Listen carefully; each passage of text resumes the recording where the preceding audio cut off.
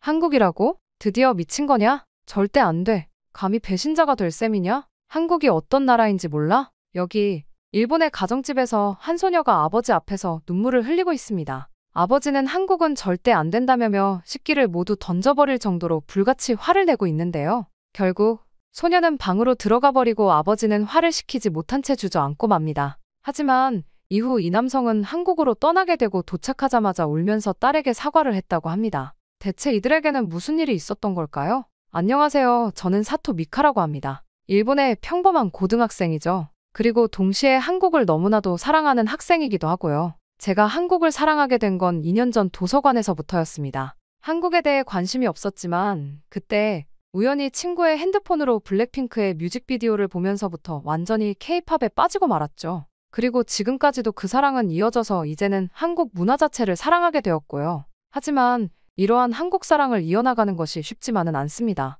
바로 저희 가족 때문이죠. 사실 저희 부모님은 한국을 증오하시거든요. 이렇게 시작하니 마음이 무겁네요. 하지만 이게 우리 집의 현실이에요. 물론 이유가 없는 것은 아닙니다. 15년 전 할아버지가 운영하시던 자동차 부품 무역회사가 IMF 시기에 무너졌거든요. 한국 거래처들의 연쇄 부도로 회사가 파산했고 할아버지는 그 충격으로 쓰러지셨다고 합니다. 그리고 결국 일어나시지 못하셨죠. 아버지는 그때의 일을 지금까지도 절대 잊지 못하세요. 할아버지가 쓰러지신 뒤 아버지는 어린 나이에 회사 재건을 시작하셨죠. 10년 넘게 작은 공장에서 직원들과 함께 밤낮 없이 일하시면서 간신히 회사를 다시 세우셨어요. 하지만 한국이란 단어만 들어도 아버지의 눈빛이 달라져요. 때문에 저희 집 식탁에서는 절대 한국 이야기를 꺼낼 수 없죠. 어머니도 마찬가지예요. 한국 드라마가 나오면 채널을 바꾸시고 마트에서 한국 제품을 보면 지나치세요. 믿을 수 없는 나라 라고 하시죠. 한 번은 제가 김치 맛이 궁금하다고 했다가 큰 잔소리를 들었어요.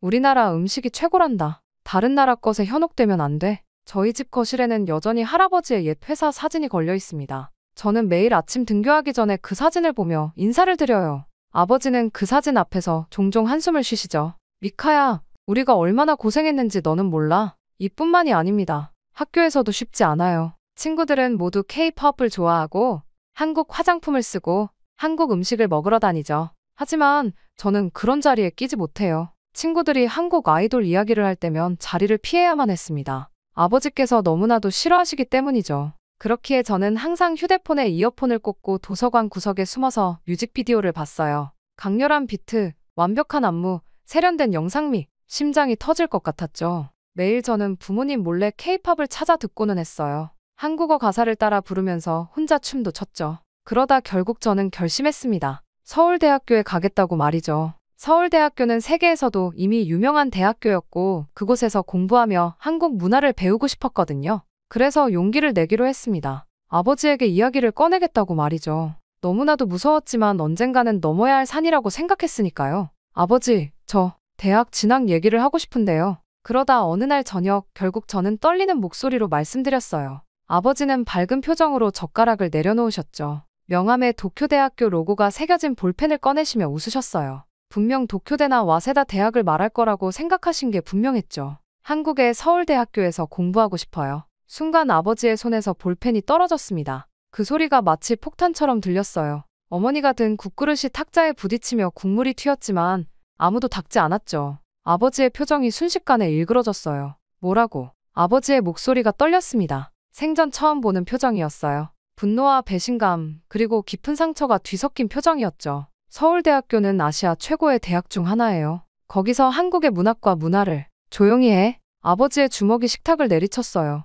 물컵이 쓰러지며 물이 쏟아졌지만 아무도 신경 쓰지 않았습니다. 아버지는 천천히 자리에서 일어나셨어요. 등줄기가 서늘해졌죠. 당장 내 방으로 들어가거라. 지금 당장. 떨리는 목소리였지만 그 어느 때보다 무서웠어요. 방으로 도망치듯 올라가며 들은 아버지의 중얼거림이 지금도 귓가에 맴돕니다. 우리 딸이 배신자가 되다니. 그날 밤 아버지의 술병 부딪히는 소리가 새벽까지 들렸어요. 어머니의 흐느낌 소리도요. 제 선택이 우리 가족에게 얼마나 큰 상처가 될지 알면서도 이미 제 마음은 정해져 있었습니다. 다음 날부터 제 생활은 완전히 바뀌었어요. 휴대폰 검사는 기본이었죠. K-팝 관련 앱은 모두 지워야 했고 SNS도 제한됐어요. 심지어 도서관 가는 것도 금지됐습니다. 한국 것은 일절 허용하지 않겠다. 는 아버지의 말씀이 호랑이처럼 무서웠죠.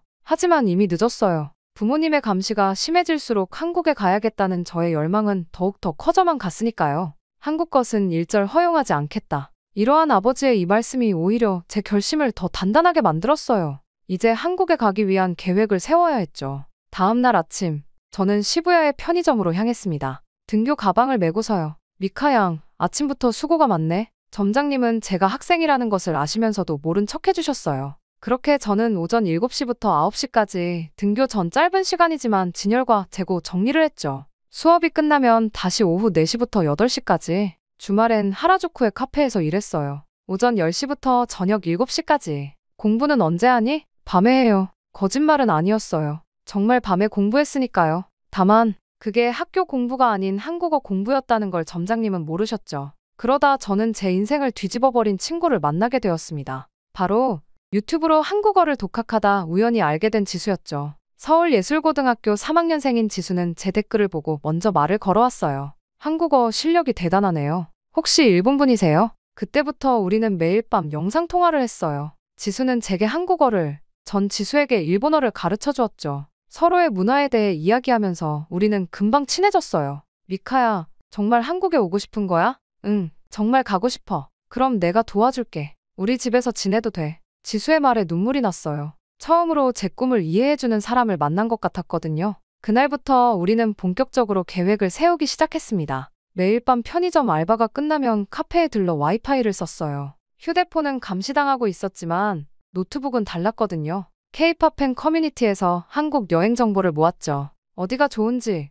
뭘 조심해야 하는지 모든 정보를 꼼꼼히 메모했어요. 미카야, 여권은? 걱정 마. 18살이면 혼자서도 할 수 있대. 다행히 여권 신청은 생각보다 쉬웠어요. 구청에서 신청서를 작성하고 사진을 찍고 일주일 뒤면 받을 수 있다고 했죠. 문제는 돈이었어요. 매달 받는 월급을 전부 모았어요. 용돈도 한 푼도 쓰지 않았죠. 도시락을 싸서 다니고 학용품도 아껴 썼어요. 심지어 명절에 할머니께서 주신 축하금도 모두 모았습니다. 그렇게 6개월 동안 정말 악착같이 모았더니 드디어 300만 원이라는 금액이 모였어요. 왕복 항공권이 70만 원 정도였으니 숙식비와 교통비, 관광비로 충분할 것 같았죠. 미카야, 비행기표는 내가 찾아볼게. 인천공항에 도착하면 내가 마중 나갈 거야. 지수는 정말 든든한 친구예요. 한국에서의 일정도 함께 짜주었죠. 명동, 홍대, 강남, 제가 꼭 가보고 싶었던 곳들을 모두 계획에 넣어주었어요. 가장 어려웠던 건 부모님께 거짓말을 하는 거였습니다. 오사카에 사는 친구 유키의 집에 간다고 했어요. 유키와는 초등학교 때부터 친했거든요.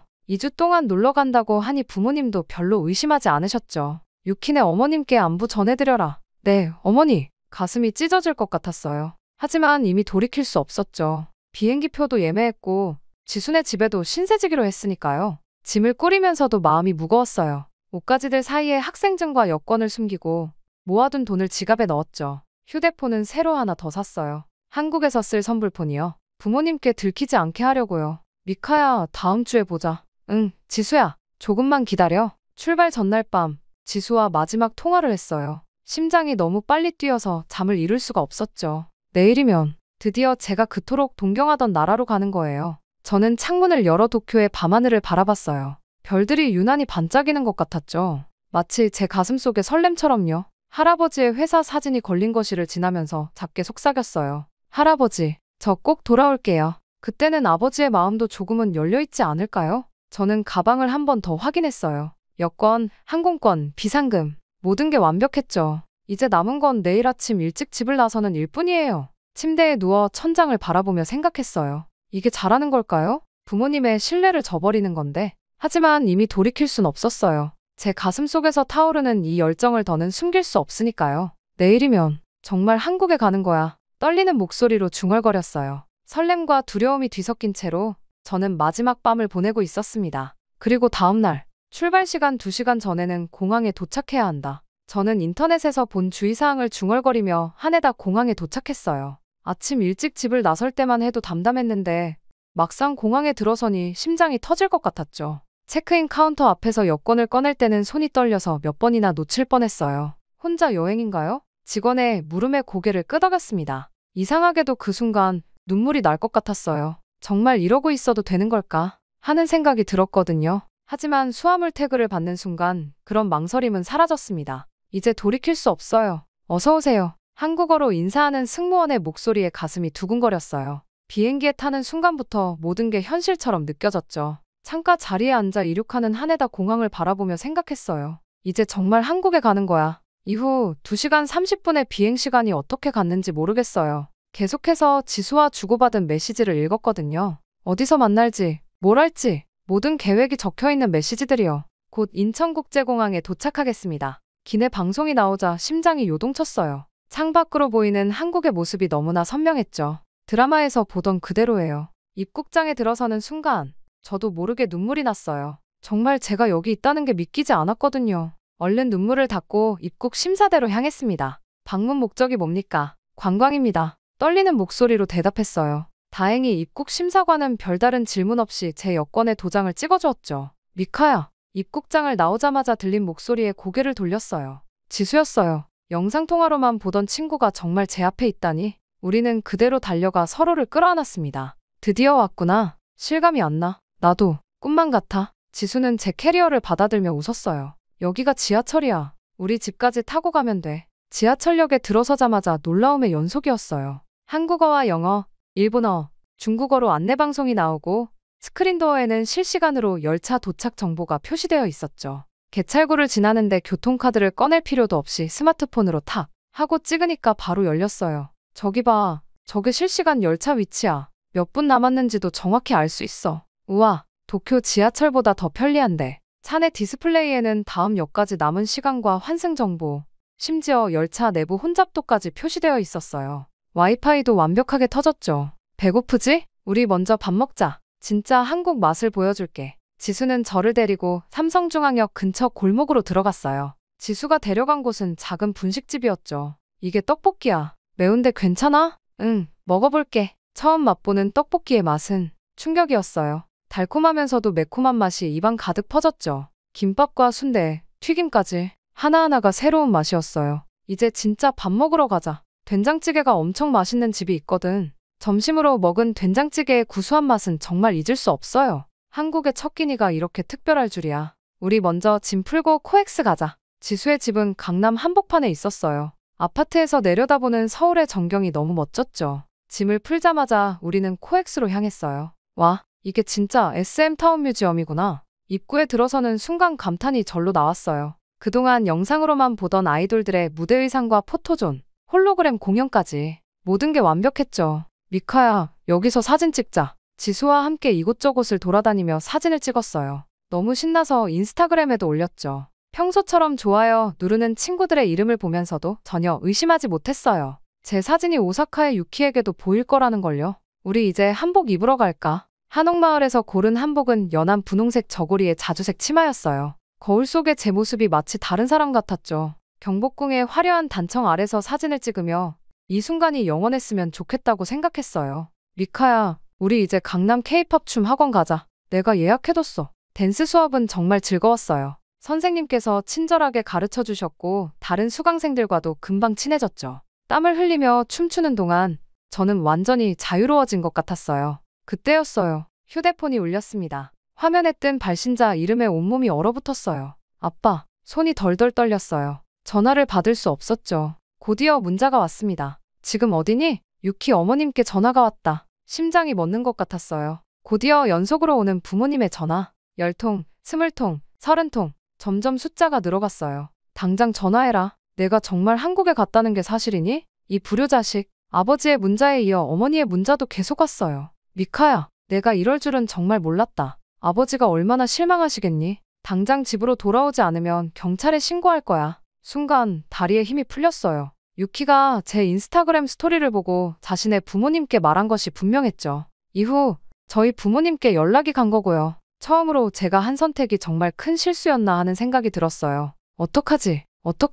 눈물이 왈칵 쏟아졌어요. 이제 모든 게 끝난 걸까요? 겨우 하루, 꿈 같은 시간을 보냈는데 이렇게 끝나버리는 걸까요? 지수가 제 손을 꼭 잡아주었어요. 내가 있잖아. 우리 같이 해결해보자. 하지만 그때는 몰랐어요. 이게 시작에 불과하다는 걸. 진짜 폭풍은 이제부터라는 걸요. 그 다음날 아침, 제 새 휴대폰으로 문자가 왔습니다. 딸, 우리 지금 인천공항이다. 너 어디 있는지 알고 있으니까 숨지 말고 공항으로 나와라. 아버지의 문자였어요. 손이 덜덜 떨렸죠. 어떻게 이 번호를 아신 걸까? 가슴이 너무 뛰어서 숨을 제대로 쉴 수가 없었습니다. 그렇게 지수와 함께 공항으로 향하는 차 안에서 저는 계속해서 손톱을 물어뜯었어요. 몇 번이나 다친 손가락이 얼얼했지만 멈출 수가 없었죠. 이따금 들리는 내비게이션 소리가 마치 시한폭탄의 초읽기처럼 들렸어요. 10km 남았습니다. 라는 안내음이 들릴 때마다 심장이 한 번씩 멎는 것 같았죠. 공항이 가까워질수록 다리가 떨려왔어요. 마치 처형장으로 향하는 것만 같았습니다. 입국장 앞에 서 계신 아버지와 눈이 마주친 순간 제 용기는 물거품이 되었어요. 평생 본 적 없는 무서운 표정이었죠. 아버지의 굳은 얼굴에는 분노와 실망 그리고 깊은 상처가 한꺼번에 담겨 있었어요. 뒤에 서 계신 어머니는 눈도 마주치지 못하고 고개를 돌리고 계셨어요. 어머니의 눈가가 붉은 것이 멀리서도 보였죠. 아버지가 성큼성큼 다가오실 때마다 바닥에 대리석 타일이 울리는 것 같았어요. 그 발소리가 마치 제 심장을 짓누르는 것만 같았죠. 사람들의 시선이 우리에게 꽂혔지만 아버지는 아랑곳하지 않으셨어요. 본능적으로 뒤로 물러섰지만 이미 늦었어요. 아버지가 제 팔을 잡아 끄시려는 순간 감색 정장을 차려입은 항공항 직원이 다가왔습니다. 단정한 머리에 부드러운 미소를 띤 그의 모습이 마치 천사같이 느껴졌어요. 무슨 일 있으신가요? 차분하면서도 단호한 목소리였어요. 아버지의 얼굴이 굳어졌죠. 일본어를 완벽하게 구사하는 직원의 모습에 당황하신 게 역력했어요. 특히 그들의 정중하면서도 단호한 태도는 아버지의 분노를 누그러뜨리기에 충분했습니다.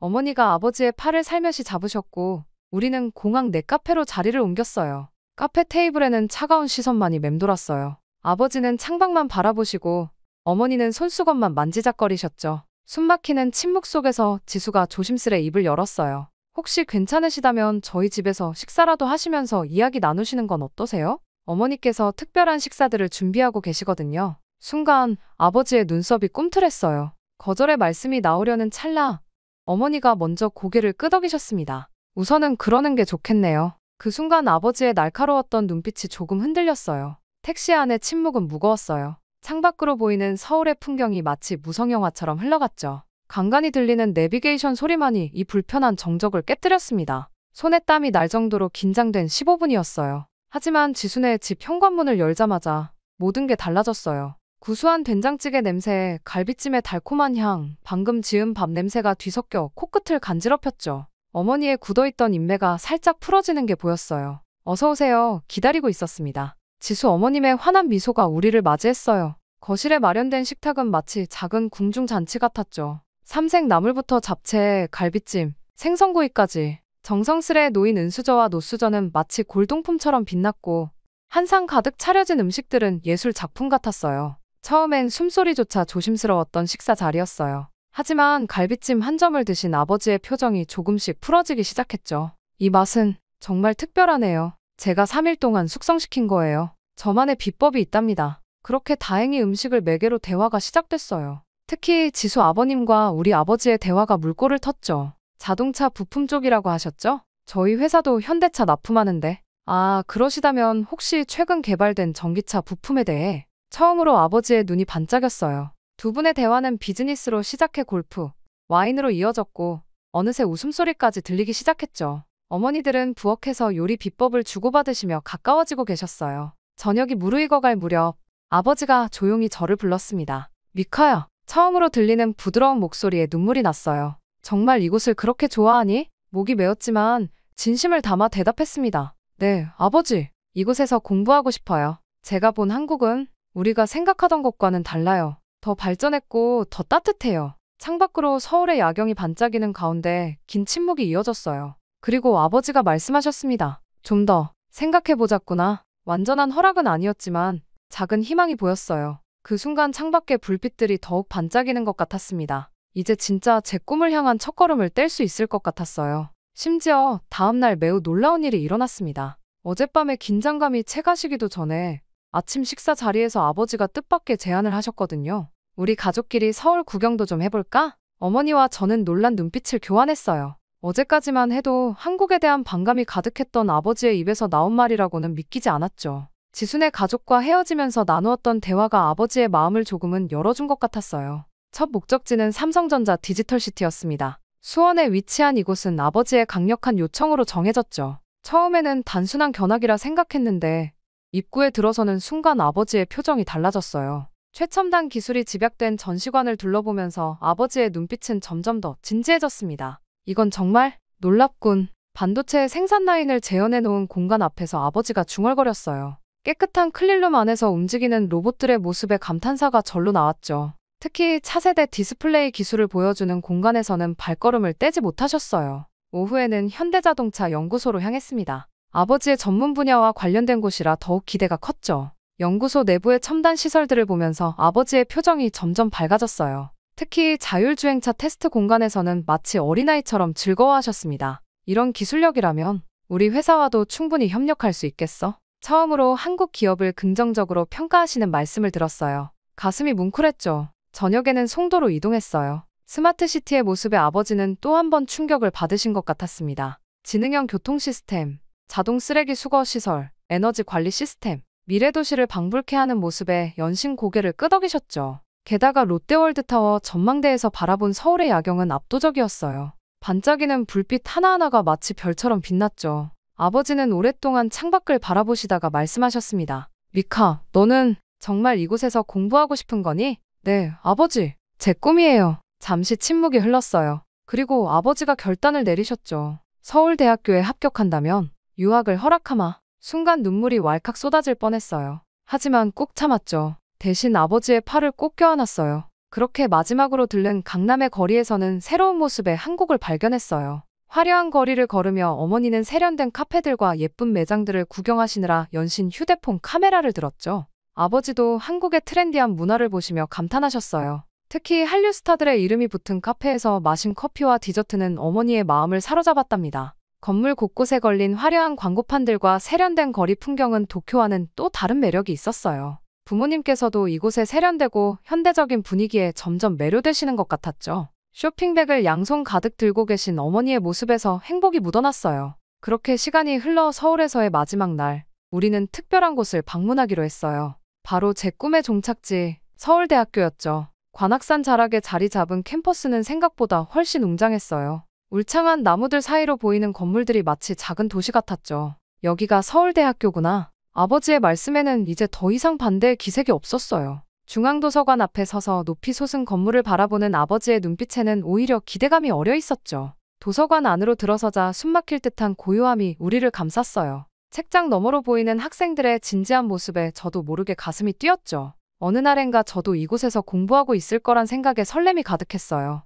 미카, 이제 진짜 시작이란다. 어머니가 제 어깨를 꼭 잡아주셨어요. 그 손길에서 따스한 응원이 전해졌죠. 캠퍼스를 둘러보는 내내 부모님은 이것저것 물어보시며 깊은 관심을 보이셨어요. 특히 한국어 교육원과 기숙사를 꼼꼼히 살펴보시던 모습이 아직도 선명히 기억나요. 점심시간 학생 식당에서 김치찌개를 드시던 어머니가 문득 말씀하셨어요. 이런 맛있는 걸 매일 먹을 수 있다니 너무 부럽다. 처음으로 한국 음식을 칭찬하시는 어머니의 말씀에 가슴이 뭉클했죠. 오후에는 입학처를 방문했어요. 외국인 전형에 대한 상세한 설명을 들으면서 이제 정말 구체적인 목표가 생긴 것 같았어요. 한국어 능력 시험 TOPIK 6급, 서울대학교 한국어 인증시험. 넘어야 할 산이 높았지만 오히려 가슴이 뜨거워졌죠. 저녁에는 지순의 가족과 마지막 식사를 하기로 했어요. 이번에는 한정식 집이었죠. 전통 한옥을 개조한 식당 안은 마치 타임머신을 탄 것처럼 고즈넉했어요. 한복을 입은 직원들의 정중한 인사, 은은히 울리는 가야금 소리,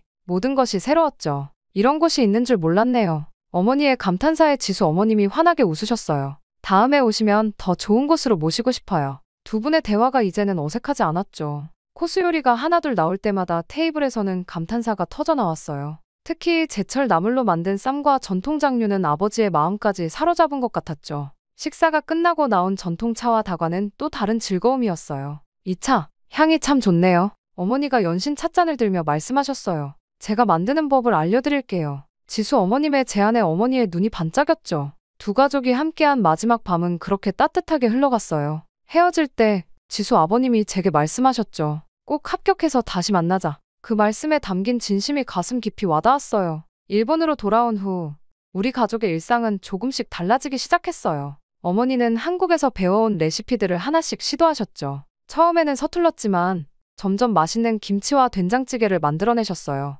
주말 저녁이면 온 가족이 모여 어머니가 만든 한식을 먹으며 도란도란 이야기를 나누게 됐죠. 거실 한켠에는 어머니가 사오신 전통차 세트가 자리 잡았어요. 매일 저녁 어머니는 정성스레 차를 우려내셨죠. 처음에는 쓴맛이 강하다고 하시던 아버지도 이제는 매일 한 잔씩 즐기시게 됐어요. 제 방에서 흘러나오는 케이팝 음악을 더 이상 숨길 필요도 없어졌어요. 오히려 어머니가 먼저 이 노래 좋다 고 말씀하실 때도 있죠. 한국 드라마를 보시다가 모르는 단어가 나오면 저에게 물어보시기도 해요. 하지만 가장 큰 변화는 제 생활이에요. 이제 명확한 목표가 생겼으니까요. 매일 아침 일찍 일어나 한국어 능력 시험 문제집을 풀고 한국어 뉴스를 들으며 하루를 시작해요. 학교가 끝나면 도서관에서 공부하고 주말에는 한국어 학원에 다니죠. 지수와는 매일 밤 화상통화로 회화 연습을 해요. 서울대 입학시험을 위한 한국어 공부는 생각보다 훨씬 어려웠지만 포기할 수는 없었죠. 지수가 보내주는 한국어 교재와 모의고사 문제들로 밤늦게까지 공부하는 날도 많아졌어요.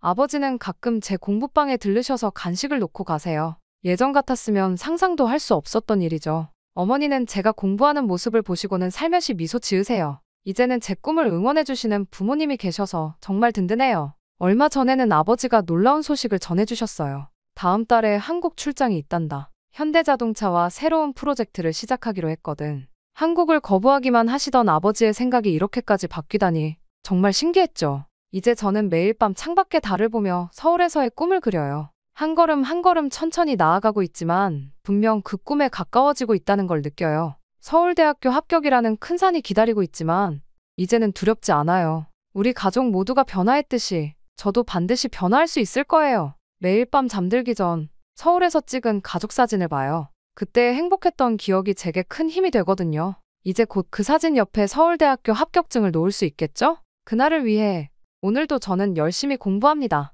저와 가족의 인생을 바꿔준 한국에 꼭 다시 갈 수 있길 바라며 저희 이야기는 마칩니다. 지금까지 저희 이야기를 들어주셔서 감사합니다.